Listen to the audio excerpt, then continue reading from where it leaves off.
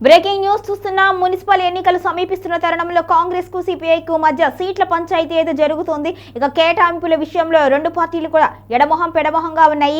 కాంగ్రెస్ నిర్ణయించిన సీట్లకు సిపిఐ ఆమోదం తెలపడం లేదు. మున్సిపల్ ఎన్నికల నేపథ్యంలో కాంగ్రెస్ సిపిఐ పార్టీల మధ్య సీట్ల పంచాయతీ తేలకపోవడం రాజకీయంగా చర్చనీయాంశంగా మారింది.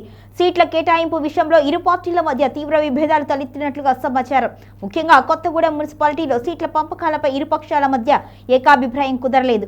కొత్తగూడెంలో మొత్తం 40 డివిజన్లు తనకు కేటాయించాలి అని సిపిఐ డిమాండ్ చేస్తోంది. అయితే కాంగ్రెస్ పార్టీ మాత్రం సిపిఐకి కేవలం 15 డివిజన్లు మాత్రమే ఇవ్వగలము అని స్పష్టం చేసినట్టుగా తెలుస్తోంది.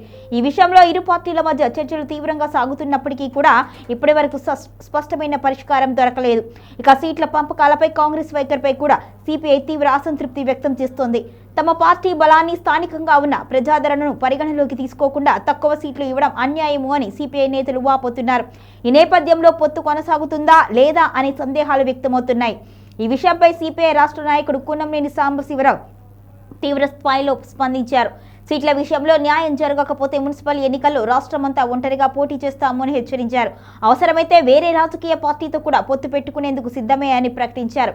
ఇక కూనంనేని వ్యాఖ్యలతో కాంగ్రెస్ సిపిఐ మధ్య పొత్తుపై అనిశ్చితి మరింత పెరిగింది. ఇప్పటి వరకు రాష్ట్ర స్థాయిలో ఇరు పార్టీలు కలిసి ముందుకు సాగుతున్నప్పటికీ స్థానిక సంస్థల ఎన్నికల్లో సీట్ల పంపకాలు పెద్ద సమస్యగా మారాయి.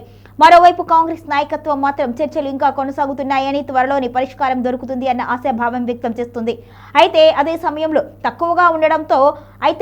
తక్కువగా ఉండడంతో ఈ సీట్ల పంచాయతీ ఎలా తేలుతుంది అనేది రాజకీయ వర్గాల్లో ఆసక్తికరంగా మారింది. మున్సిపల్ ఎన్నికల షెడ్యూల్ సమీపిస్తున్న నేపథ్యంలో కాంగ్రెస్ సిపిఐ పొత్తు కొనసాగుతుందా లేదా విడిపోతుందా అన్నది రానున్న రోజుల్లో తేలనుందని రాజకీయ విశ్లేషకులు అభిప్రాయపడుతున్నారు.